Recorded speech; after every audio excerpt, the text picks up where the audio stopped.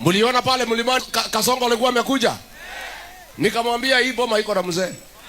Anaitwa Rigiji. Hapana lete kierere hapa. Hapana lete fitina hapa. Wewe kuja hapa polepole na heshima. Hii boma iko na mzee. Nikamwangalia kwa macho kama ameketi. Nikamwambia Kasongo. Kwanza akachukua maji akakunywa. Zindio? Zindio? Simuliona? Huyu Kasongo nilimsomea.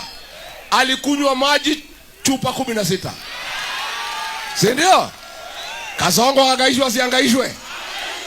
Nikamwambia Kasongo, wewe kuja hapa mlimani na adabu.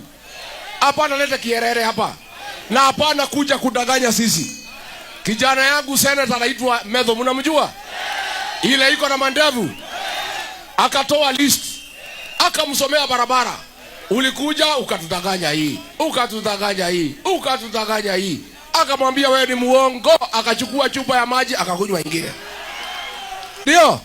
Sasa Kasongo akija hapa aangaishwe, si ndio?